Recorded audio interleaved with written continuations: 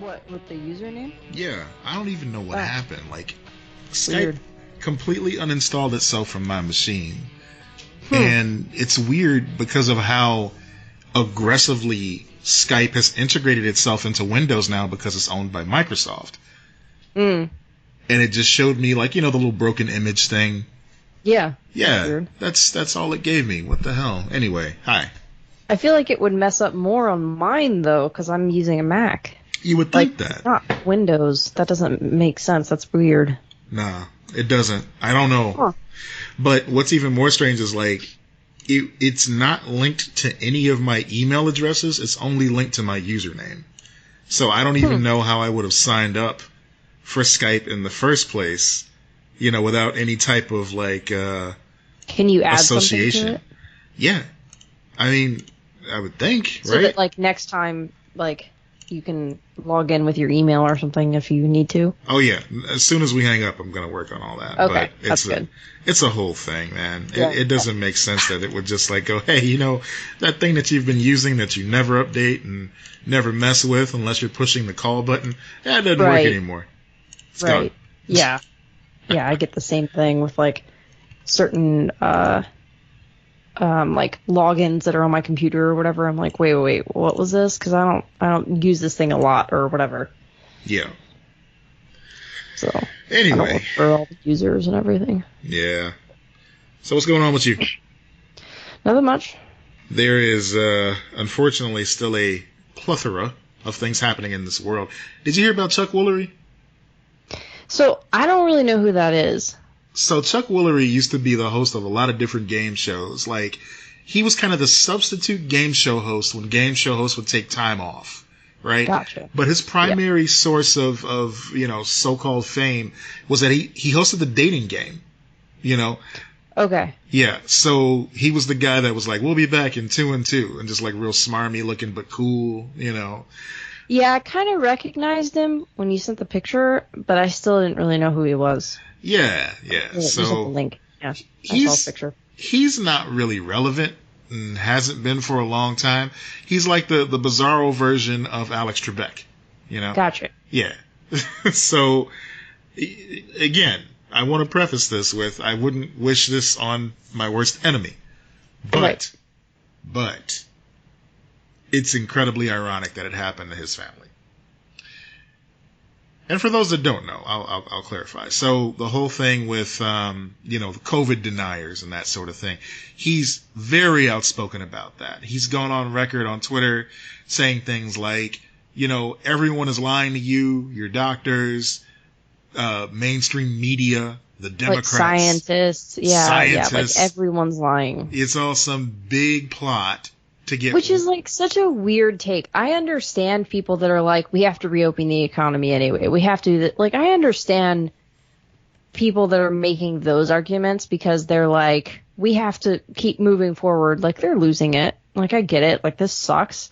But I don't understand the, like, massive conspiracy thing. I rarely understand any conspiracy because I'm like, you guys know how hard it is to, like, keep secrets. That's why we keep finding out the dumb shit that Trump's administration does. Yeah. Because, like, it's not easy to keep a secret. It's impossible to keep everybody on the same page and to get them to just rally behind a cause that they know is going to result in possibly their death and the death of, their friends and family.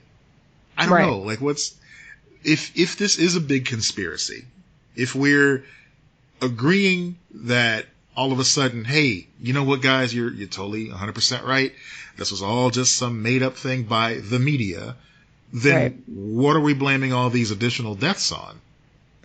Yeah, like all pneumonia, like there's a spike in pneumonia deaths or whatever. Like, that doesn't make sense. It doesn't. And I'm a little curious to hear, like, what their explanation is once they come down off the rhetoric of, it's just they're trying to control you and your face mask is a muzzle. I don't think they believe that there are deaths. Right? Like, that's what you would have to do. You would have to have the cognitive dissonance to be like, that's not even real. Yeah. Yeah. I mean, that would have to be the case. And I get that they feel like the numbers are inflated, but when they see footage of hospitals overflowing, and when they talk to medical professionals that they know, if they know any, who are telling them firsthand knowledge of what's going on, or, even more. I had a friend that I speak to on Twitter. I'm not going to name her because I don't want to embarrass her, but right. Like, she was saying her mom is a denier, and I told her, like, look, you can put me on the phone with your mom, and I'll tell her verbatim every single detail of what I went through, the testing, how awful it felt, how I've never been sicker in my life. And she was like, she still won't believe you. And I'm like, I'm just one human being telling another human being that I went through it. I don't know what else to do here. Like, yeah. Am I part of the plot now? Am I in on it? Yeah, I mean, it's just, I don't know. It's horrifying to see. Like I said, I understand we have like weird reactions to things because, like we've talked about numerous times before, like none of this is normal. Yeah. Like everyone's losing it a little bit in certain ways, but like the fact that the people who are losing it in this particular way, they've been losing it in a lot of conspiracy bullshit stuff for a while. True. So it makes sense that they'd go down that path, but good Lord, like, it's amazing it's horrifying to see them go down this path when so much is at stake. Like, we could be way past this shit by now. Right. If we had, like, mask mandates and did, like, 4 weeks at home, like we were originally supposed to do, where everyone actually went into lockdown, because that's the problem. Everyone had different rules. Right. We still all have different rules now. Yeah. And now we've had changes in local government around the country, and so mandates that were in place are now lifted. Right. Which, like, lifting some of these mandates and reopening stuff might not have been as big of a problem as it is. Like, we all know we can't stay closed forever. No one wants that either. Like, if we just would have been smart about it and basically done what Italy did and go in full lockdown for 4 weeks or whatever, we would, and then when we come out, we mandate masks and provide masks to people, we would be in much better shape. Pauline sent me a video of just two surfer dudes in Huntington Beach, and I'm sure this is their gimmick, but their whole thing was that they were going around on the beachfront trying to give people free masks, not trying to enforce any type of, like, thought on them, not saying, hey, you guys are dumb, or calling them out or anything like that. It's just they would see somebody without a mask and they'd say, hey man, do you want a free mask? And it was like shrink wrapped, and they just had a box that said free masks, and people got angry, like, you're a tool of the government, and how, this is a big mask is taking over. Like, what the fuck? Yeah. I really don't know what to do about people who don't care about other people. Like, I can't wrap my brain around it. It really is, like, painful to me on another level, because I never thought that people were... I always thought that most people were good, and now I'm like, ugh. Because so many aren't. Yeah, I'm still at the point where I just feel like people are mostly good, but the kind of good that they subscribe to. Well, we always are going to see the worst, like, because they're going to be the loudest. The assholes are going to be the loudest because they want to be. And in this case, it's even more dangerous because the louder they are, the more, like, fucking spit they spread everywhere. Yeah. But the Dumbass of the Day award doesn't go to Trump. It should. It usually does. But today, it goes to his press secretary, Kayleigh McEnany, who has way too many vowels in her name. Yeah, who cares? She fucking did a press conference at the podium and everything like that. She goes, science should not stand in the way of children going back to school. Yeah. So we just go and say, fuck it, let them kids die. I mean, I mean, the big thing is, like, they're doing it for the economy. That's the whole thing, because they know that parents can't go back to work because they need their kids in school to be able to go back to work. So it's like, it's like everything is, like, has to go back to normal, and it's like, but it doesn't mean it's safe. It's the last bastion. It's the last gate that they have to cross before getting to the economy being open again. Because if you can't get those kids in school, then you can't get the parents back to work, because parents actually do care about their kids the majority of the time, and would sacrifice for them. But if it's, someone outside the house, as we've seen, that's questionable. That rarely happens. So. And what's going to happen is the parents who can afford to, which are mostly going to be more white, affluent parents, are going to keep their kids home, and lower income and minority kids are going to suffer more. Yeah. Because they're going to go in and they're going to be the ones that get sick or bring it home. The same with teachers, like teachers who can't, like who don't have a choice, they have to go back. Mm-hmm. Like they're gonna get sick. Like it's awful. It is. And I mean, that's the other thing. You just hit the nail on the head too. Teachers get sick. There's already not enough teachers to cover a lot of these classrooms. Oh yeah, so, they're overloaded. Yeah, it's gonna be strained just beyond just control at that point. I don't know what's going to happen here. I mean, there's so much shit that can go wrong. I think in some areas they're going to reopen. I know here, like, come August, they're going to reopen, sort of thing. And there's just going to be, like, so many kids and people getting sick that they're going to have to close them back down. I saw today another thing that people haven't taken into consideration, like aluminum cans. There's a shortage of those. So, really? Yeah, because people are drinking soft drinks and sparkling water and stuff like that at home versus going to restaurants. So we're seeing a lot more usage. And plus, with the plants shutting down for the period of time that they did. That's good that they're recyclable, though, at least not plastic.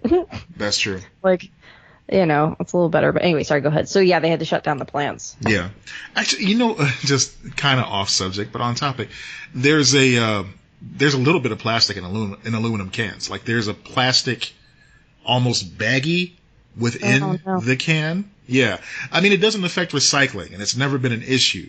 Okay. But, yeah, it's just like, it's a fun fact. Yeah, there's like a little plastic as long as barrier. It's still recyclable. It is, yeah. Okay. Yeah. Because that melts down.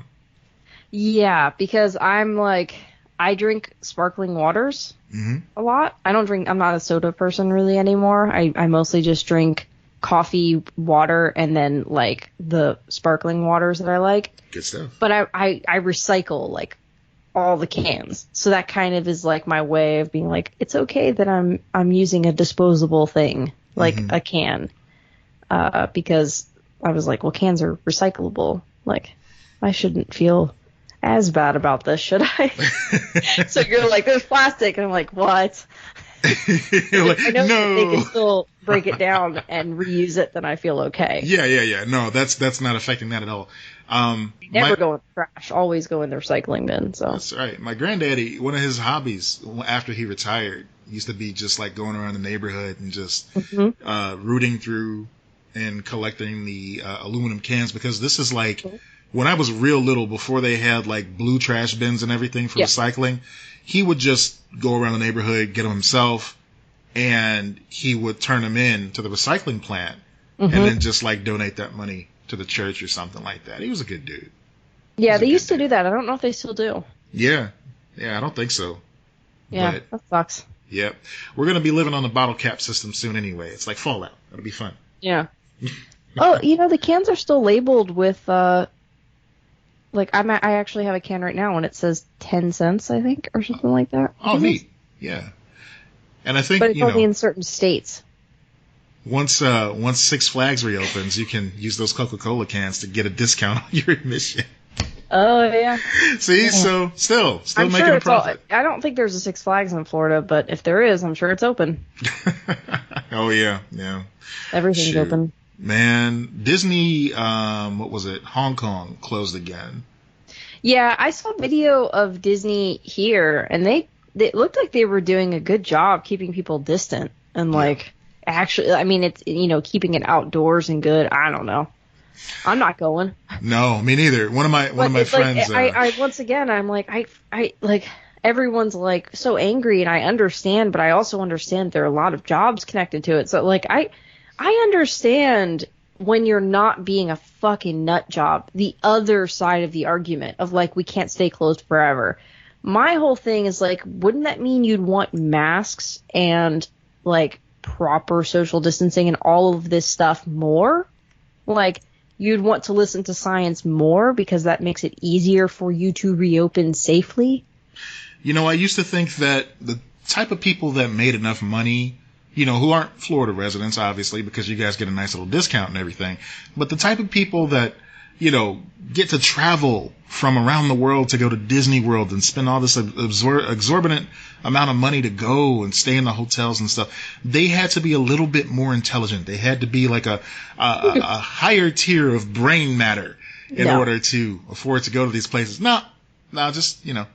No, that's the shit that rich people come up with to make you think that they deserve it more. Oh, man. Yeah, I guess. I saw... Luck of the draw. I don't know. I sent you this picture, but it was like a frog with a guillotine, and it was like chippity choppity or whatever. It's like, God damn it. Like, it was so funny. Oh, fuck, man. I don't know. We'll see. We'll see. That's our COVID update for this week. Dee's feeling better. That's good news. Good. Yeah, she's like 90% voice back. So how many weeks has it been? It has been since the last week of April. 2 months. So I haven't even. Yeah, we stopped counting after a while, but yeah, it's been 3 months. Yeah, or coming up. Yeah, that's what I was thinking, somewhere in the April range. But yeah, that's crazy. Yep, just a good enough window for both of us to be sick in time for, you know, our anniversary and her birthday and I know. Any nice, you know, kicking off Your summer birthday. holidays. Yeah. I mean, it is, you know, smallest violin in the world and everything, but we're better. That's what matters. We're doing better. I mean, we can acknowledge that, like, the world is terrible, but also go, God damn it, I'm missing out on this one thing. We've talked about this before. I'm like, my life is completely off the rails because of this, and like, I'm like, I don't know when it's gonna come back. So I'm just kind of like, every day, what's it gonna be? What's the thing that's gonna set me off? Yep. So that's fun. Yeah. But, you know, shit happens. Shit happens. I really like these random "what are you" things on Instagram. It's been going around. Please explain. This is the silliness that is the only thing bringing me joy right now. And it's the, like, so I don't know how it started. I know the first one that I saw was "what frog are you?" So someone had shared it. And it's your name. And like you go so like you go to the page and you can send them a message of your name. But like I've just gone to the page and found my name or a variation of my name. Like, so, like, Alexis, Lex, whatever. Mm-hmm. But those are the only two I go by. So, Alexis or Lex. Mostly I've found Alexis. And it's, like, a random picture of a frog. Or one of them was, like, a golden retriever. Or something like that. So,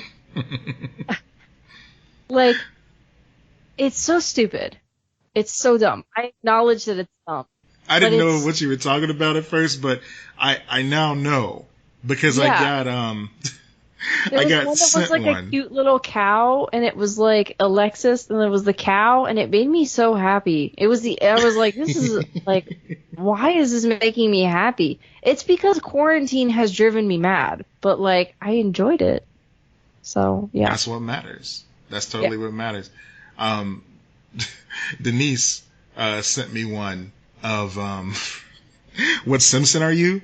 And for some reason, I was Lionel Hutz combing his hair with a fork. Yeah, it's just, it's weird. And then sometimes you're like, oh my God, why is that so accurate? That's very strange. Well, here's the funny part. It was weird because I literally had my Afro pick in my hair when she sent it to me. So I'm like, what the fuck? Yeah. Are you watching me? Yeah, it's just, it's so, I don't know why. They're really weird and funny. So those have been going around lately, and I've seen a couple of them that I've liked, and people have tagged me in them. So Send me those. Unless they're yes. disturbing in any way, because I have seen some people sharing, like, disturbing ones. There's one of them that's like, what disturbing image are you? I think it's literally, that's the name of it. And I'm like, no, I don't fuck with that shit. No, not that. No. Not when it's, like, gross stuff or whatever. I'm like, no. But if it's funny or cute, I'm like, cool. So allow me to share 3 things with you that have encouraged me this week. One thing is that Kill Bill still holds up in the best possible way. That's good. Yeah. They need a sequel. Yeah, there's been talk. Yeah, there's been talk actually this week. They asked Vivica Fox in an interview who she wanted to play her daughter in a possible follow-up. And she said she wanted Zendaya to do it. And I think that's like perfect casting. Holy shit, yeah. Yeah, she's the right age. She looks kind of like that little girl. Totally would work. Yes, so, absolutely. Watching Kill Bill and seeing a couple of Bruce Lee documentaries in the past couple of weeks, too, that we've been watching, it inspired us, actually, to go and check out some of the Bruce Lee films. Because I've seen Enter the Dragon, but I haven't seen any of the other ones, like, all the way through. Yeah, same. It's all of his films for me have been bits and pieces. Yeah, and it's just because they always kind of come on like, basic TV, and it's always in the middle. I know how you feel, but we ended up getting like a Criterion collection of 5 of his films, and I'm excited to get started on that. So that's cool. Yeah. So that's kind of like the 1-2 punch. The second thing, which is actually much more important, and I'm going to let you drive how much we talk about this. You've made significant progress in your book goal, and I'm proud of you. Oh, yeah.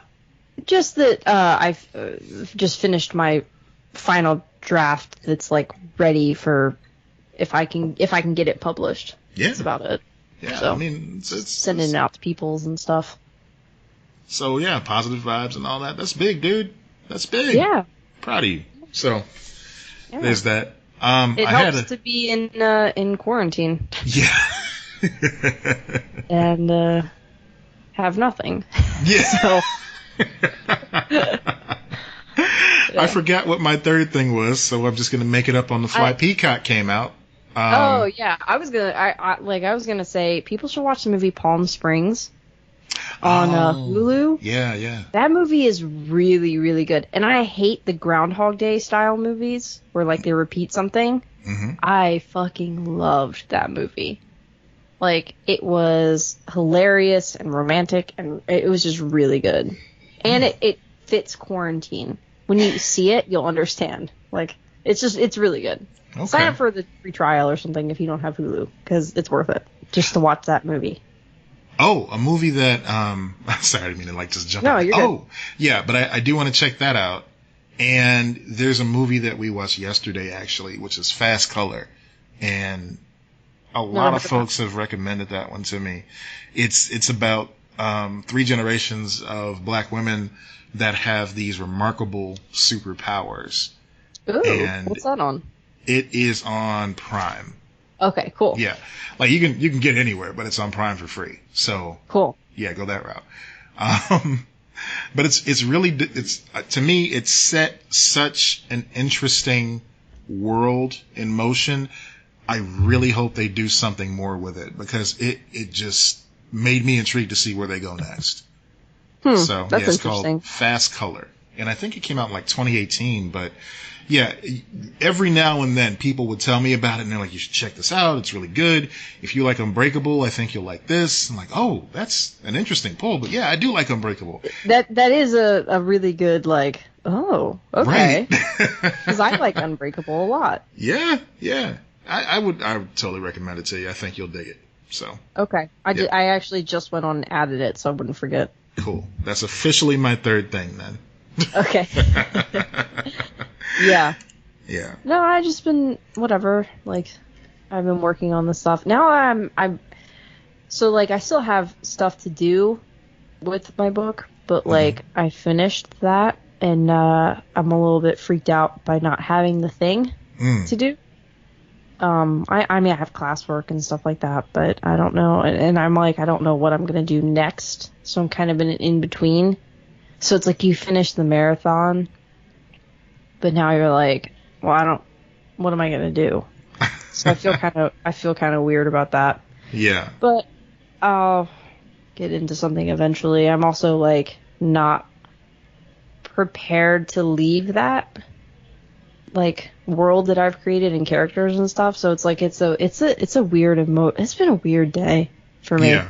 Yeah. It's just a very like I'm sure everyone can hear it, but like it's just I'm in a weird place right now on like both that professional and personal level. Just it's very strange for me right now. So what you're describing isn't completely unique, in as much as I've heard creatives speak like this before, and listening to the Jim Henson autobiography, or not autobiography, but the Jim Henson biography on audiobook has actually opened my eyes to a lot of that too.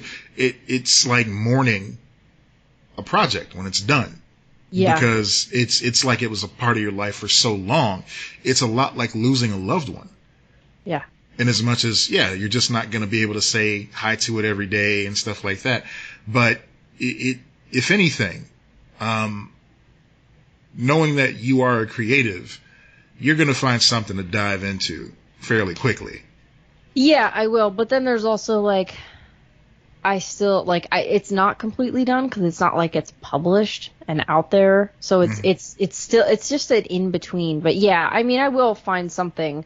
I've always been really good at writing, but really bad at editing. So that is one thing that I'm particularly proud of. That this was 4, like 4 drafts before I got to my final draft, and that I stuck with it and got through it, and basically got it to the point where I just need an editor now who can like be the asshole that I fight with over it, like the professional editor. Yeah.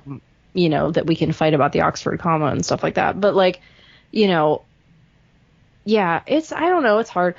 I have had some people question or send me questions or just comments on like Instagram or something, because I post about my writing, like a daily post or whatever, especially in quarantine. Before that, not as much because, life was life. But, being like, I need to do this or that, like, as writing is concerned or editing or whatever, it's like, you just do it. Like, you rarely want to do it. The times that I've wanted to do it have been in quarantine like this, because I'm just trying to, like, stay sane and have ritual. But, like, you just have to be consistent. That's the only thing you have to do. It's not a secret. Like, if you want to be a writer, congrats, you're a writer right now. Go write. Like, there's no game to it. Like, there's no, you have to do this to, like, people that do that drive me nuts. And I say that as a person who used to be a real asshole about things, where it's like, you're not a writer unless you do that. No, just shut up. Like, just sit down and write. And, like, that's all it takes. Just do it. Like a Nike ad. But, like, that's the big thing to me, though. Like, consistency. Just doing the thing every day. Or, however many days a week you can manage. Yeah, there's no secret formula. Like, for everybody. Just universal, No, it's true. But it does help to hear, like, what works for you, because at least that's like a springboard for someone that's looking for a way to get started. That's. Well, I think that there is a universal in that you have to do the thing. Oh yeah. The variations are one of the big, like, the variations are how much time you set aside, or what's your goal for the day. Like, is it 500 words? Is it like, I just want to write like for 15 minutes and then that's it. Like, set a small goal at first that you can hit. Whatever. It doesn't matter. But, like, you have to do the thing. Even if you sit down and get nothing out, you have to do it. It's a lot like reading, almost. Yeah. It's like you. A lot of people strive to become better readers, and I know that people have found great success using that website Goodreads, because it makes you accountable. Yeah. So you set a goal of how many books you want to read in a year, and you get to share that info with your friends and review those books and that sort of thing. it was actually a very useful tool for me last year when I wanted to read 50 books, and I managed to actually get it done. But yeah, when you're trying to find whatever it is it's gonna take to kind of just like kick you in the ass to get you to do it, yeah, there's gonna be a lot of trial and error. But don't get discouraged. Obviously, just keep doing it. And I mean, you're proof positive. You stuck to it, and you're done. Yeah. Yeah. Yeah. It's weird to think of being done. Yeah. Even though it's not done, it is done, and it's like, oh, I don't like that. Like, you want it to be done, but then, it's kind of like, I mean, I guess the thing that most of our listeners would understand comparing it to, it's like a video game. You're near the end, and you're like, oh my god, I'm going to finish this. I'm finally going to finish it. And then you're done, and you just kind of have that, like, what do I do now? Yeah. Like, what do I do? This was the thing that I've been doing. It's like that, but it was a year. I am curious if you find yourself ready to talk about it. When people do read it and everything like that, you're going to have to revisit the characters and the story. Yeah. Yeah, like if it, if I get it published and stuff, then I will definitely talk in more detail about it. But sure. Right now it's still like I'm trying to sell it and stuff like that, so it's a different sort of ball game. Mostly vague about it. What about short stories? You ever think of maybe dipping your toe in that? Yeah, I've done it a few times. The problem is I usually it becomes bigger than the short story. So every time I try, it fleshes out into something bigger, and then I don't want to just make it a short story. So you Stephen King it? Yes, absolutely. Okay. All the time. Yeah. I mean, that's the intro of the majority of his novels is just like, yeah, this started as a 3-page story, and then I felt like going back, and now it's 500. Just, cool, man. I've always been the overwriting person, for sure. Like, always. Written way more than I should. That is an admirable trait to have. Yeah. Yeah. So I sell it. Sometimes it can. If it's too big, you're gonna have a hard time selling a book. Is that a fact? Yes, absolutely. Unless you're going into the fantasy genre, you can't go over like 120,000 words. You're gonna have a real tough time. Huh. Interesting. Yeah. And I'm at like 108.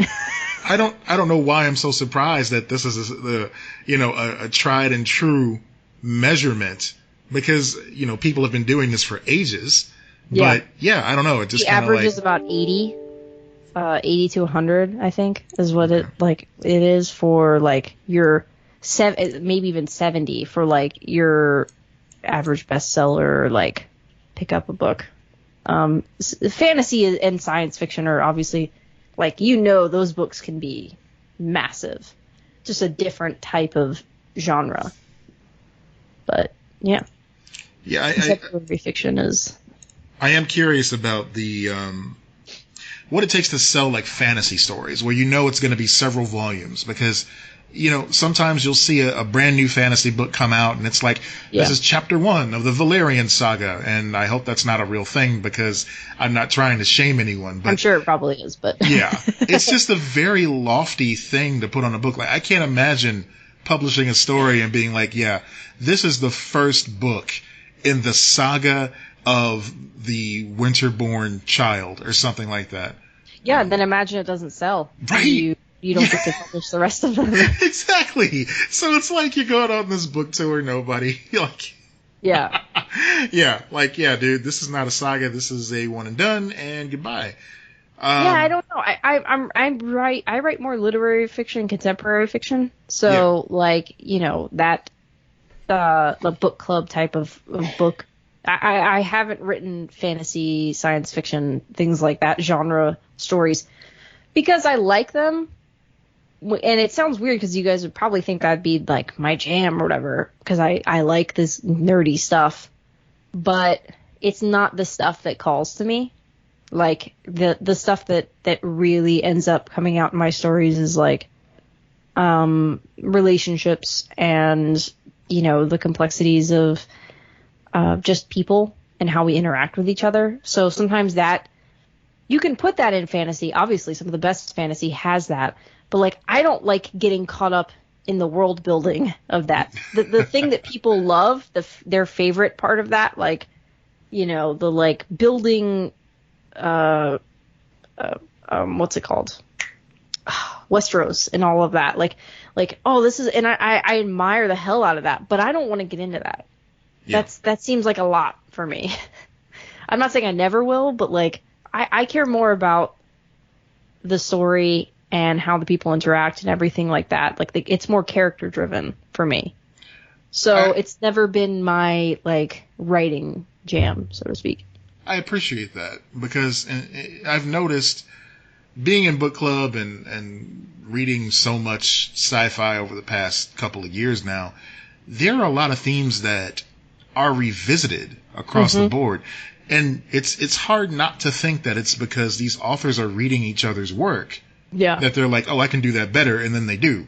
You know? Right. I mean, we know that Twilight is basically, I'm sorry, not Twilight. 50 Shades of Grey is Twilight fan fiction. It's Twilight, yeah. Whereas Twilight is fan fiction of every other vampire story ever told. So, yeah, it's like, how deep does the rabbit hole go?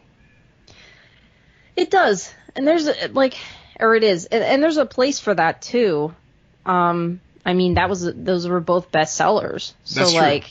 You know, you like, we make fun of, like, people can make fun of this shit, but, like, it appealed to someone, so that's good for them, like, for the writer. Yeah, it struck a chord, and that's just it too. Right. It's like, I'm not really shaming the content of the book. I mean, there's hundreds of other people that can do that, but it's more just like from a creator standpoint. Like, where do you feel like you're borrowing too much from another story, or in that genre, do you feel like you're just painting by numbers? You know, that's where I'm coming from. It depends. I mean, I understand that fan fiction is a thing. I've never really done that and participated in that, other than playing around writing. Like, I think I tried to write a Superman comic one time or something in high school just to try to learn the comic book format. Yeah. But I was never into fan fiction. Because I just wanted to, like, create my own shit. It just wasn't my thing. When you're selling it and it feels like fan fiction, which is not a lot of writers, I will preface and say that, then it feels kind of like, but people can, like, they can sense that usually. Like, yeah. You bring up 50 Shades of Grey being a copy of this other thing, but, like, that's very rare. Usually people are like, fuck this is a copy of this thing, you know? Mm-hmm. For me, that's not really something that intrigues me. But I don't know. Like, I know that there are lots of writers out there that they were, 15 writing fan fiction or whatever. That's how they developed their skills. So, however you have to get there is good. But, like, at a certain point, make sure you kick yourself out of the nest and write your own shit, because you never know. Yeah, I mean, it's the same thing with comic artists too. You know, they end up emulating someone that they really enjoyed reading, or whoever's artwork they enjoyed looking at, and they're like, oh, I can draw like this, and I'm going to do better than Liefeld because I'm going to draw a foot. It's going to be great. Yeah. And Captain America's not going to have a chest 3 times the size of a normal man. Mm-hmm. Yeah, all that. But I don't know, like, unless you're a superstar comic writer like a Mark Millar, I think he's probably one of the few that aren't going through some type of weird allegations right now, so I'll stop the list right there. Yeah. Unless you're somebody like him, you are going to be painting by numbers until you get to the next big crossover event. Yeah. Yeah, like, Brian K. Vaughan is one of the few that I can think of that he's just, like, writing his own things. Mm-hmm. Mm-hmm. He's a good example of someone who I think does get into that, like, world building a little bit. Like, he create, but, like, the core of his story, if I were to ever write something in that genre, it'd be like stuff that he does, because he doesn't really get lost in all of the world building. Yeah, he just makes note of on it. The characters. Right, and just moves on. Yeah. I mean, that's one thing about The Walking Dead that worked for a little while. Oh, yeah, absolutely. That's another good example. Yeah, I mean, I used to love the hell out of that comic, but, Yeah. you know, they kept circling the block like, oh shit, what are we going to do next? I don't know. Right. It's a new band of walkers, and they're called skinwalkers, and it's just people in masks. Yeah, that's it. Right. So, I don't know. Is that TV show still on? It is. Wow. Who knows when they'll start production again, because, you know, Georgia is fucking Georgia right now, but who knows? Production is messed up everywhere, so. Yeah. I know that The Boys is going to be coming back pretty soon, which was a surprisingly good show.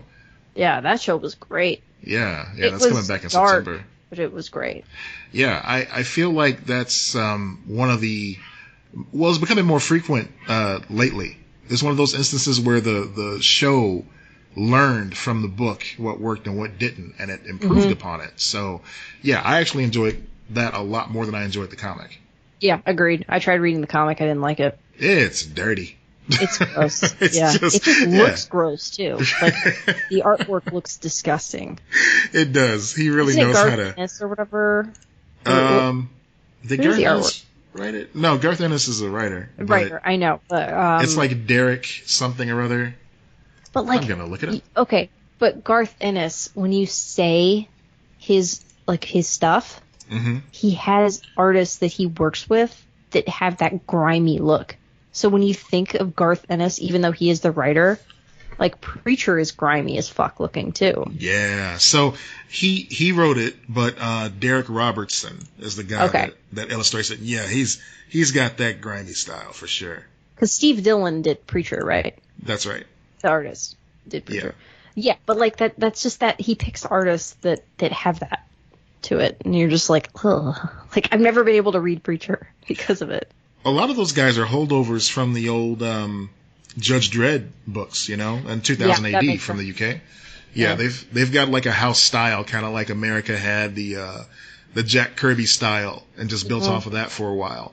They had that weird like, and I say weird because it's different than what we're used to, but it's just real grimy. You guys need to look it up. Like look up Preacher comic book, look up The Boys comic, and just like Google image that. And you'll see what we're talking about, where it's like scratchy and incomplete kind of thing, and like sharp, just really sharp. But I feel stupid describing like this artwork to you guys, but like if you see it, you'll understand what we're saying. There's something dirty about it. Yeah.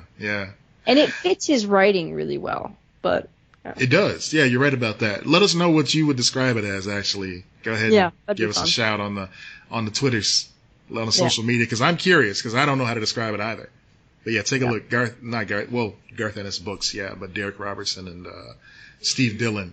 They did Steve Dillon and Garth Ennis did a run on Punisher for a while too. Yes. War Games? Welcome Back, Frank. No. Yeah. What was that the one where he punched the polar bear? Oh, I think that might have been after that when they teamed up again. But like the big one. That's the one I remember. Okay, but the one I'm talking about, Welcome Back, Frank, was like after a long stint of Punisher being like, they tried to make Punisher work in the modern day. So they tried to make him like an avenging angel or something like that could manifest guns out of his magical trench coat. And it was just a whole thing. But when they wanted to get him back down to brass tacks, they went to the guys that did Preacher. They're like, please, make this dirty. And they did. Sounds so gross. Yeah. I remember reading some of Punisher and not liking it. Like, Punisher is not my favorite overall. I don't trust people that say Punisher is their favorite most of the time. I mean, if someone's wearing a Punisher shirt... That's a red flag. Yeah, it is a red flag, man. That's a deal breaker. It is. And it's weird because I remember liking that crappy Punisher movie. Yeah. It came out in like 2004 or whatever. It had a good soundtrack. That's what had a great soundtrack. Oh my god, that soundtrack was so good. That was good. That Finger 11 song, Slow Chemical. Yeah. Oh, so good, man. That was a really good soundtrack. So like I remember liking that. And then kind of being like, I liked the Punisher, but like I didn't like Punisher. I just liked bits of that movie. Yeah. And then when that new Punisher show came out, I remember watching Daredevil. I think I've talked about this, but like I couldn't stomach the Punisher scenes in Daredevil. Everyone was freaking out about it, and I was like, this is too much. I can't deal with it.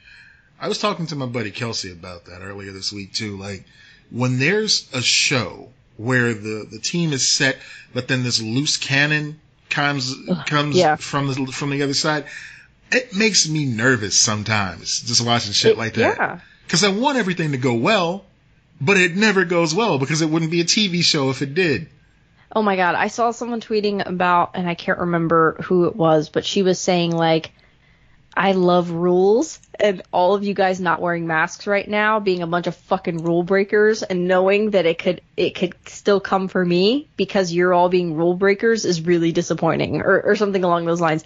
It's the same thing where you're like, you're breaking the rules. Like, we have this show. This show is the show. This right. group is the group, and you're coming. And some people love that and love the chaos, but like, if you're on that lawful side, which I definitely am, you get kind of like, what the fuck, dude? Right. What are you doing here? There are shows that, they call it jumping the shark or whatever when they try to add a new aspect into a show. But to me, that doesn't even really scratch the surface of what the problem is there.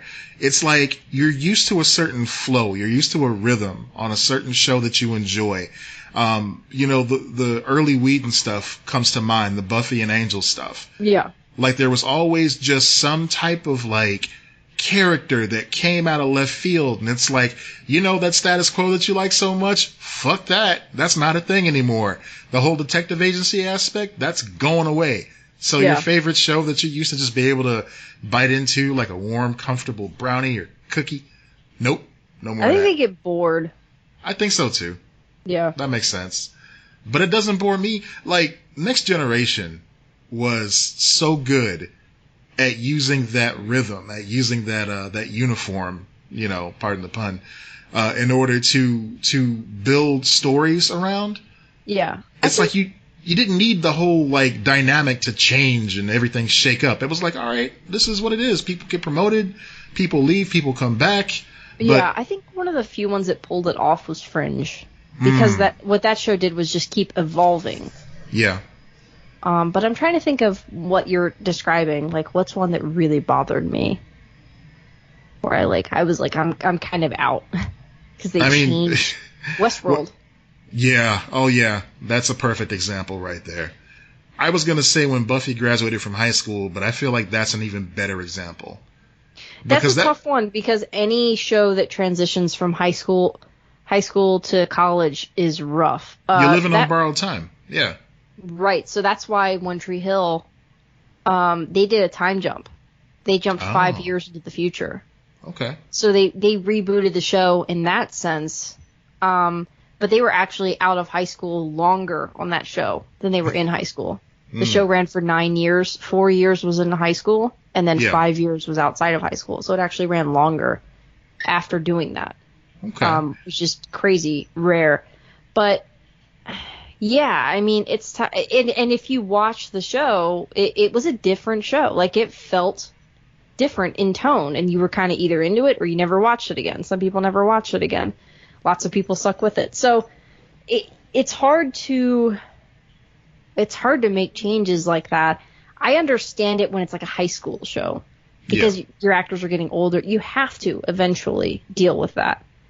But man, when it's like a standard show. Mm-hmm. And you're just deciding to change it because fuck it. Archer kind of did that. Oh, yeah, but I feel like that was by necessity, though. Just because of the whole ISIS thing, No, because it was before the ISIS thing, wasn't it? Like, didn't they start changing it up before that? They could have just changed the name of the agencies. They were doing, like, one season was in space. They were completely different characters. So you're counting from that. I'm counting from, like, when ISIS disbanded and they had to go and, like, open up a detective agency. I think that's when but I don't think they did that because of the ISIS part, right? I believe so, because one of the sight gags on that episode was them rolling out, like, the ISIS, sign behind everybody and never mentioning it by name. They just kept on rolling. Yeah, you're right. Okay. So, I mean, to be fair, I did like that. I like that they tried to, like, change it up a little bit in those early days. Like, Coke Addled Pam, that was great. She was hilarious that season.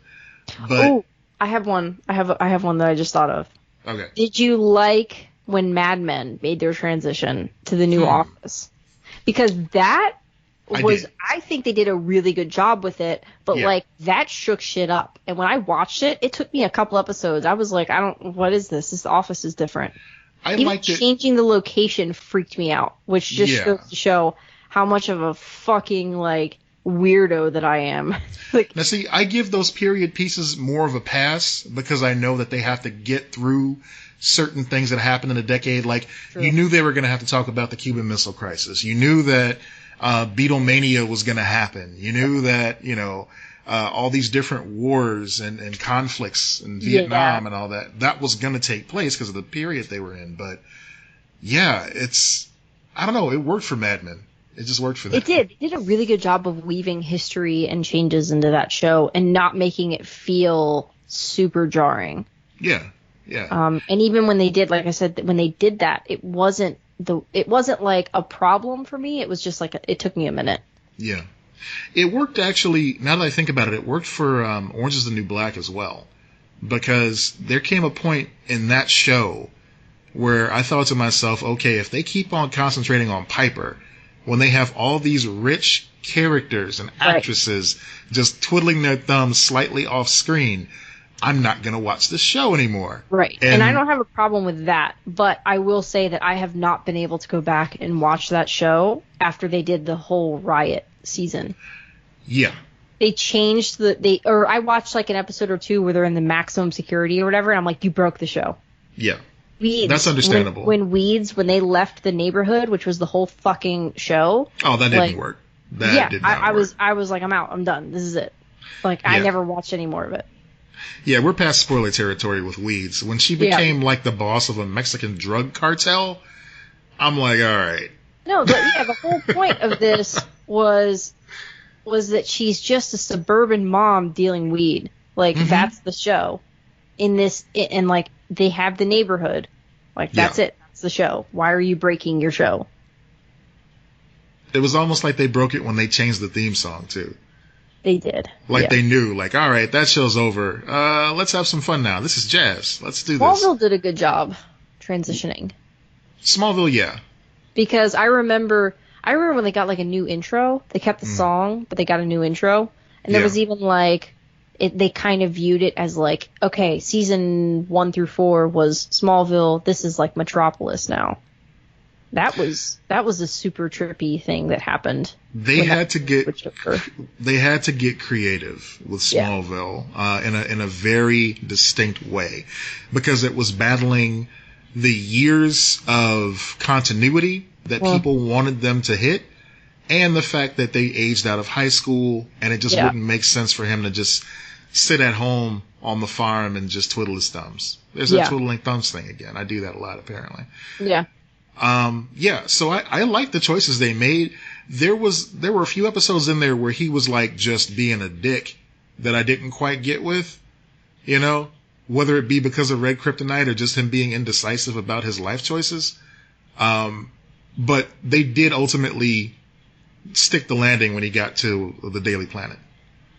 Yeah, I think that, I would argue that the things that people complain about Superman being like the moral compass that he is and everything like that, that show humanized all of those features for him. Yeah.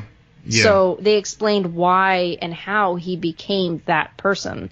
So the thing that people are like, and I'm not saying you're not like this, but like the thing where they're like, he's just a Boy Scout or whatever. I'm like, they're literally showing you how he became that way. Right. And how he had to fight. I also love the idea of your dad is evil. Your race is evil. Like, that was, I don't know if that was, did that exist before Smallville? This idea of he was sent to rule? Certain versions of the story leaned towards that interpretation of it. But for the most part, it was always, everybody's cool, everybody was great. I just thought that was fascinating, that it's like, this is your destiny. You have to do this. And he's like, no, like, I'm going to fight you because that's not my destiny, because I don't want to be that person, because I was sent to these nice people. So I'm the most powerful person that will ever walk on this earth, but I don't want to be that way. You know, people give the Batman 66 series a hard time for making Batman campy for so long and them having to dig their way out of that hole that seemingly took until 1989 for them to fully shake it and for Batman to become cool again or whatever. But that Richard Donner movie, man, it did a lot to damage the Superman mythos just because people saw that movie and all of a sudden that was like the Bible to them. Not remembering the years of the comic that Superman, there's literally a website, well, there used to be a blog, I think. It's just called Superman is a Dick. But that's what was so beautiful about the Richard Donner movie. It was that it was that well done. Yeah. I mean, it was a touchstone of movie making history. Yeah. Oh, yeah, but, definitely. I mean, we can't put it on a pedestal and say it didn't have problems. I mean, him throwing the giant cellophane S shield at the bad guys. Superman 2. That was fucked up. Yeah, but that was like when they brought in that other director because Richard Donner quit. Do we release the Donner cut? Oh, wait, they did that already. They did, yeah. Yeah, they did. Like several years ago. Yeah. But okay, then turning the world back in time by flying around the other direction. Mm-hmm. Like shit like that. Like, that's not, no. And the forgetful kiss? No, man. What the fuck? Yeah, no, I'm, you know. Yeah, no, I know. But it's like people saw that and that was just the image burned in their mind of like, this is what Superman is. You know? Right. And then Smallville, people were like, he's a whiny, like, I'm like, this is like really good drama and character development. Yeah. That's the best part. Except for that time his best friend left and never was talked about ever again. But besides that, everything else is okay. Yeah. It is really fascinating, though, how many people are like, this story's not good enough. And then when they get a really good story, they're like, there weren't enough punchy moments. I don't understand what the fuck you want. He's supposed to be about America. No, the fuck he's not. He happened to land in America.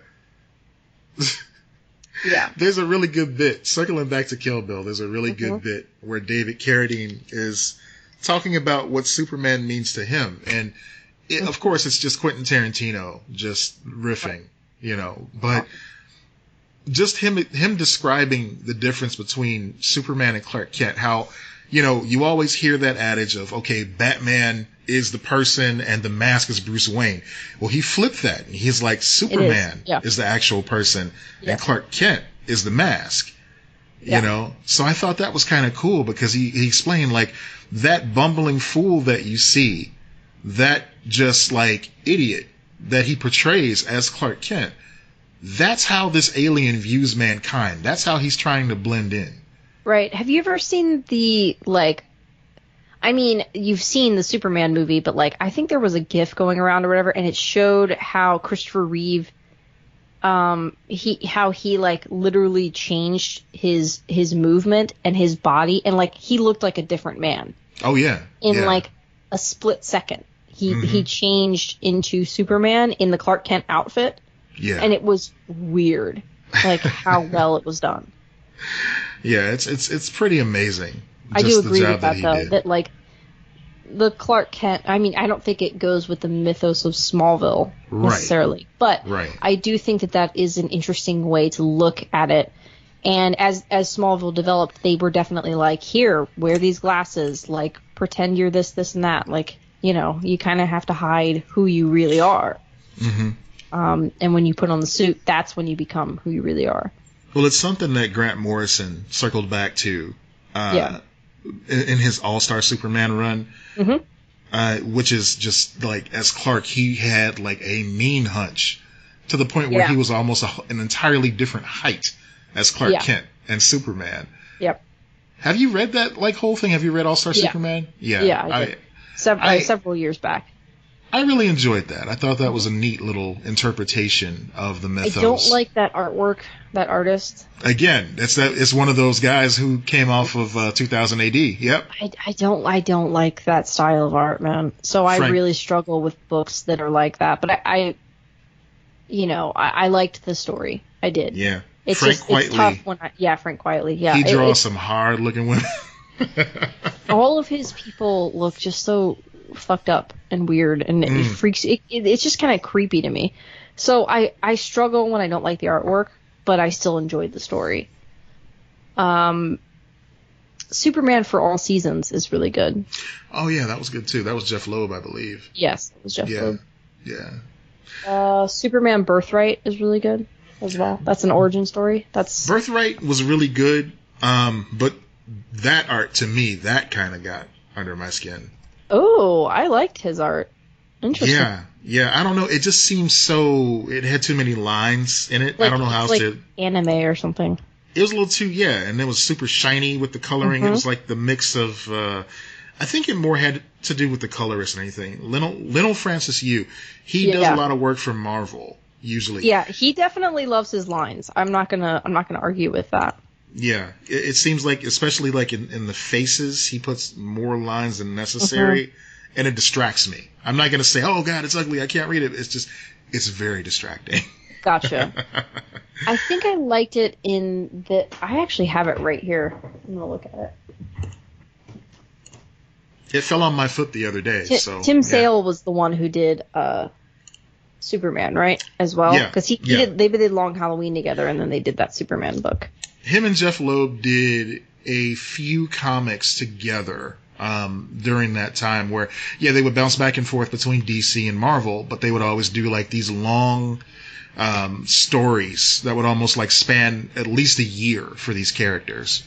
And I thought that was interesting. I think that the thing I do like this artwork, but I totally see what you're saying. I think that the colorist of this book, Gary Allen Gillian, I don't know how to pronounce his name, but of Superman Birthright, is what really sells it, because it's just bright and like, I just like how bright. I think a Superman book should be really bright. Yeah, I think so too. Color is, I think, more important in Superman books than any other book for me. Man. I mean, it's not that it's not important in other books, but like, if you don't get the coloring right in Superman, it's just kind of fucked up. That's what bothered me about the Man of Steel movie. It was so dark. It was. Yeah. And I know what they were trying to do, and that's kind of Snyder's whole thing anyway. But it didn't quite work 100%. I got used to it, but it didn't strike me immediately. Superman should be, now in Batman versus Superman, them going darker like that to kind of have the dichotomy visually, I think is important. But Superman should be a brighter movie. It should be a more colorful show. Like going back to Smallville, if you watch Smallville, they always had Clark dressed in his colors, in Superman, in the primary colors. And Lex Luthor is always dressed in darker charcoal purple, like these darker tones. So they used color like comic books to show these two characters being opposite sides. So like, I just really like things like that, particularly with Superman. I like that thought being put into it. I do too. And we go back to this all the time. I am disappointed that we never got to see just another standalone Superman movie after Man of Steel. I still think we'll get one. Henry Cavill is so good at being Superman, and he just deserves a spotlight. Not a cast of everybody gets a minute or two to do their thing. I just want Henry Cavill, as I'm sure a lot of people around the world are saying today, because we'll get back to that. But I want him to have his moment. I want him to be the star. But Henry Cavill today was trending on Twitter because apparently he's using this quarantine time to build a gaming PC and decided to film himself doing so in a tank top with a really big shaggy beard. And people, to paraphrase Tracy Morgan, everybody's just getting pregnant. So yeah. Yeah, he's definitely maintaining his physique in quarantine. He's just waiting on that call. I remember when people kept asking him. He's going to do Witcher too at some point. So that's true. Yeah, so he's got to be big for Geralt of Rivia. But I remember when they asked him if he would ever reprise his role as Superman, he was like, I got the suit in my closet. Just give me a call. Like, literally. Yeah. I think he's still contracted for at least one more, too. Yeah, they signed him to a new contract recently. Actually, he wants to do it. They wanted to, like, just fucking make it already. It works. Yeah. And Amy Adams and him, so good. Such chemistry. Yeah. Very good. Yeah. So, I'm sure we'll be seeing that soon. Oh, yeah, they have. Ugh. I was going to say, have they had Lex Luthor in the movie? Because I literally blocked out that Eisenberg was in. They should just recast him. Crisis. That never happened. Yeah, okay. Seriously. I mean, it's great because they could use Crisis to explain away so much bullshit in these movies.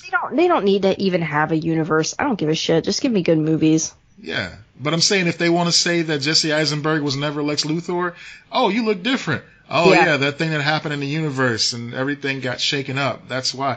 Okay, cool. I'm with it. I'm with you. Let's go. Let's do it. Yep. Yeah. Just cast someone new. I mean, I'm excited for that Superman show too. The post-crisis show. I forgot that was happening. I'm glad that's still happening. Yeah, I mean, I'm sure it's going to be delayed even more, but it's next year was when it's supposed to start, I believe. Man, shout out to Stargirl for just holding down the fort right now. I mean, that's about all we're going to get for a while. That's all they got. And, you know, it's not by design. It's because of what's going on. Yeah. They couldn't film these other shows in time, but Stargirl has been, like, just showing out every week. I don't know if I've expressed this to you previously. I really enjoy. Oh, okay. So not on here, but I really enjoy that show. I think it's great. I was never a big fan of Star and Stripe, the comic book, or Justice Society. Yeah. Even when Jeff Johns was writing it, I never really got into it. Yeah, but never really got it. This is fresh, man. This is really good. Like, yeah, Luke Wilson actually is playing ball. Like, he's not better than it. So that's kind of cool to see. I was fascinated by that. I'm glad because I like him. Like, I just like him as an actor. So I'd like to see him and stuff like that. That's cool. Yeah, it's just him being a big name as he is. It's almost like you're kind of counting down to how soon he's gonna just die off. You know, that's the only downside to it. Like, he's not as big of a name as he used to be. I guess not. And if we had, well, you know, may he rest in peace. We had Luke Perry on Riverdale. Like, you know. I could see him doing that. I mean, why not? Yeah, yeah. If they're paying you, it's like a consistent job. I don't know if he's got kids and shit. Like, sometimes that can factor in because they can be around. Like, I got kids. I need this job. Yeah. Well, it's not just that. It's that they're not, gone for 3 months. Like, if they can work in LA or Vancouver or whatever, it's like, oh, I can be around my kids. Mm-hmm. Yep. Exactly. Don't have to uproot, nothing like that. Yeah. But the young lady that plays Stargirl, Brett Basinger, she's phenomenal. Like, she's got a big future ahead of her. That's cool. Yeah, I just haven't gotten around to it. Yeah, it's there for you.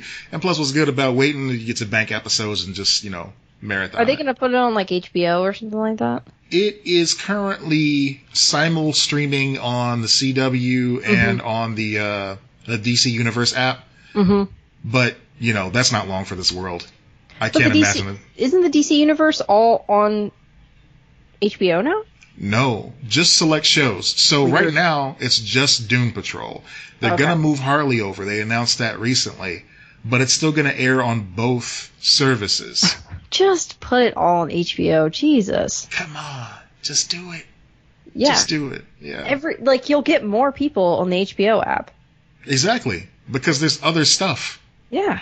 People are bemoaning the fact that it might go away because they're like, well, what about the comic books? I don't really see the value of the DC books being available to read on your television screen. And if you are reading it through your phone or something, Comixology also has DC books. So unless they can just do a separate Marvel Unlimited style, and you don't have to worry about it. Like, exactly. Just go subscribe to that. Charge a couple bucks less, move everything over to HBO. Everybody wins. You'll get more subscribers that way. I'll sign up. Yeah. I like DC books. I don't know. That's just me. So, anywho. That makes more sense as well. Yeah. So, that's one thing I'm watching. I also started watching, because, we talked about reality shows and how they all pretty much suck across the board. This one sucks too, but less. Mm-hmm. Black Ink Crew Chicago. It's about a tattoo parlor called Nine Mag here in Chicago, and all the goings on of all the artists that work there.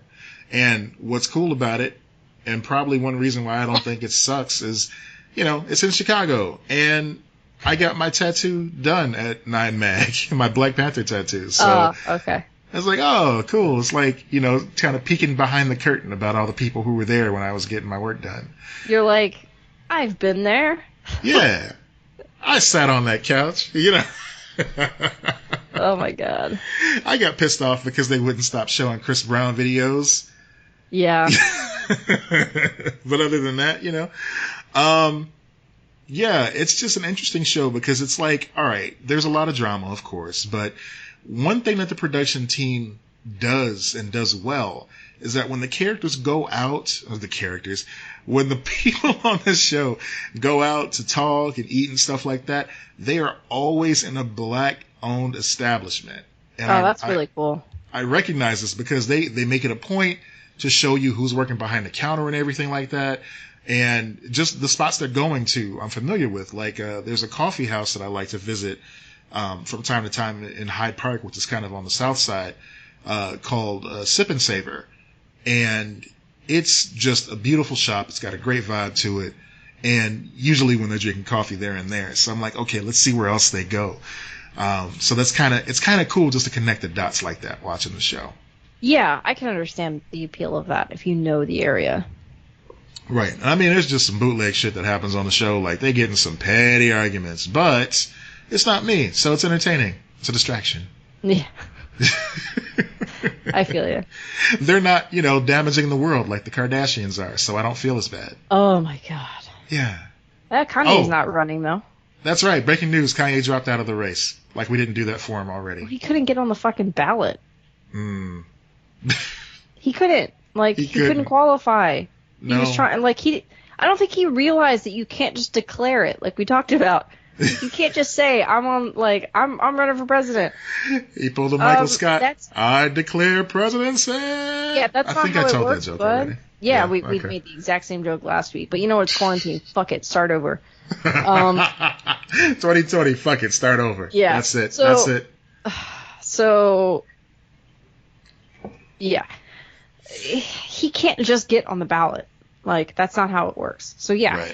His presidency was ill thought out. Who would have thunk it, huh? Doomed, I tell you. It's a conspiracy. One bad thing that happened in the wake of that, though, is that his friend, also from Chicago, understandably a big fan of his, stuck his neck out for him. It was ill-advised. That was stupid. I love Chance the Rapper. I love Chance too. Dude. He does a lot of great things for the community. He donates time and money to the Chicago public schools. And he's all about education. He's all about positivity. But, man, he made a bad choice backing Kanye. Yeah, he really did. Man, oh, man. He just kept digging. And then it wasn't until Terry Crews agreed with him that he was like, oh, fuck, I fucked up. Right. He made it a point to say, I do not condone the support of Terry Crews. Yeah. And then Terry Crews tried to distance himself I didn't co-sign you anyway. It's like, yes, you did. We have the receipts. Yeah, this is, oh my God, that was so dumb. Right. I want to say more good things about Chance. I messaged you about it, and it was already over by the time that you could get back to me. I was like, what the fuck? I saw it happen in real time, and I normally don't engage in this type of Twitter shit. Yeah. I added him dude, I love you. Please stop. Don't do this. Not for Kanye. So Chance is an inspiration to many, not even only in Chicago, but just because he's self-made. He plays by his own rules. He gets shit done. He makes good music. I love Chance the Rapper. Legit. Yeah. And I want to see him succeed. And his brother, who looks just like him, and he popped up on Legendary on HBO. That was kind of cool. Wow, that's racist.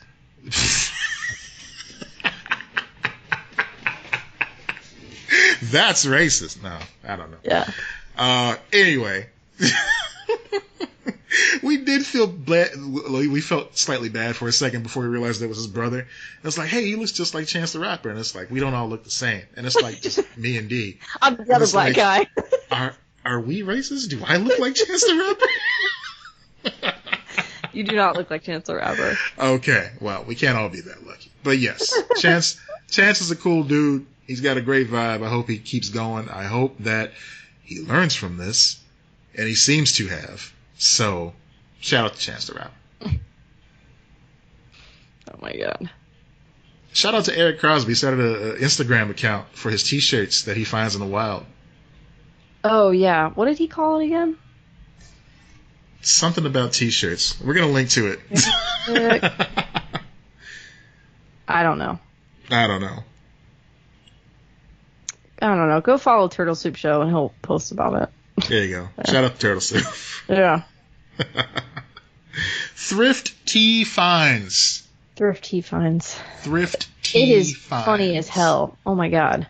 It really is. Yeah. You'd never believe the amount of aggressively Christian t-shirts there are in thrift shops. Oh, yeah. Eric and I have texted that kind of stuff to each other for years now, because we love it. We love that stuff.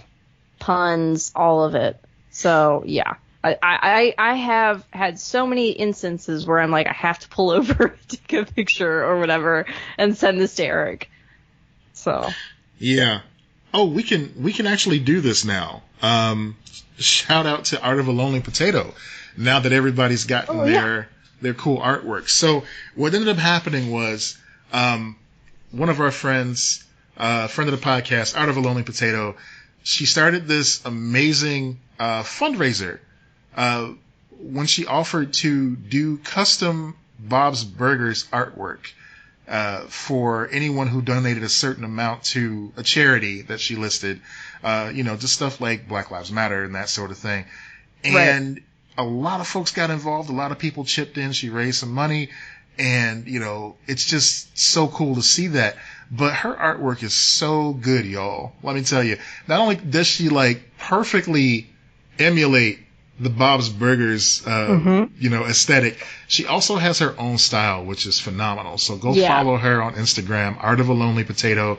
And if you're wondering about the name, there is a comic that explains the name, and it is fucking adorable. So you're going to want to see that too. Yeah. Yeah. Go follow her. You also got a new Instagram as well. Did I? You got a Resnaculous Instagram. You would think that I already had that since I've been using that phrase for so long, but no. I was very disturbed that you didn't have that already, just from a branding perspective. I'm like, bitch, that's a risky game that you're playing, not having that. Right. Somebody's going to park on that and just capitalize on it. But no. Because there's some YouTubers with our names out there that are bigger than us. Guess what? We got the name. Fuck you. I love it. You gotta have that underscore. It's thumbing our nose at them. It's Lex and Matt. They're an adorable, just lily white couple that got married and wants to share their love with the world. The straights. And you know what? The straights. And we stole from them. We stole their name. We existed before them. You're damn right we did. So they got to bow at the altar that is Lex and Matt's Excellent Adventure. Yeah. Damn. I don't know why we're so aggressive. I don't know either. I was like, quarantine. Shit, I need quarantine. Coffee and quarantine. Oh my god, I have to stop drinking coffee. I can't sleep right. I'm really fucked up right now. Oh man. Emotionally, physically, it's all bad. It's all bad, y'all. And you know what? There's no end in sight. And you know what? Best part. That's okay. That's all right. That's really not, but yeah. It's got to be. That's what I'm saying. It's got to be okay. Oh, yeah, sure. I have on the closed captions because I had to install this new version of Skype. Mm-hmm. It has been hilariously wrong all night. Okay. Yeah. Yeah. It's just been so off. Sometimes it just gives up. It's I don't know what they're talking about. Fuck that. Yeah. Loud. It's like when you're watching something on TV with captions and it just says speaking foreign language instead of trying to translate. Yeah. Yeah. That's pretty much. Garbled voices. It misspelled garbled. That's just all right. Yeah, this is giving up now. Do we want to do? Nah. We'll save that for next time. Yeah. Oh, holy shit! Lego NES. Oh yeah, you're excited about that. I am so excited about this. So, earlier this week, it was rumored that a new Nintendo project was coming from the fine people at Lego, and as it turns out, it wasn't just another Mario set that looks like it was made for the little kids. This is a replica NES from the 80s that not only comes with the controller and everything like that, it comes with a full CRTV for you to build. This set is like 2,600 pieces. That's crazy. That's a lot. That's a whole lot. But the coolest feature of all, when you put the cartridge in, there's a little, you don't even have to put the cartridge in, that's just for the aesthetic, but there's a little crank on the side of the TV. You can make Mario go through World 1-1 on the screen. Yep. It's like a little, Nickelodeon type of thing where it's rolling. Not the channel, the actual Nickelodeon. The original Nickelodeons. Yes. Yeah. So that's something I'm looking forward to building. When does that come out? It comes out in August, but they haven't even opened pre-orders yet. You know the thing is going to sell out right away. Yeah, you need to get like an alarm or something. Oh, it's on the wish list, and I check every morning. Yeah. No, you know what? It's actually going to be too rich for my blood. It's retailing at like $230. Just buy the fucking set. Jesus. Look here. We got a PlayStation 5 coming soon. Oh, that's true. Don't know how much. Don't know when. It's like a thief in the night. It's like the devil. That's true. I mean, stealing my money. Prioritize that one, but yeah. Still. So you ain't got kids. Fuck them kids. either a fake gaming console or a real one. Oh. I'm having trouble connecting to the internet. And that's our cue. Take a look at the help section. That bitch does not shut. She did this last week too. She did, but now she's telling us it's time to wrap up the show. So I think we should take that hint. Very creepy. All right, folks. Thank you for listening as always. This is Lex and Matt's Excellent Adventure. You know, we're going to be like those comic books that put the title at the end of the book now. Yeah. So that's what we're doing this year. This is our new aesthetic. I'm Matt Peters. I'm Lex Lutz. It's your turn. Is it?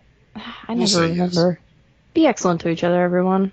Wear a fucking mask. Just wear the mask. God damn it. We need this to be over. Wear a mask. Please. Vaccine? Yeah? Huh? Maybe. Please. Oh.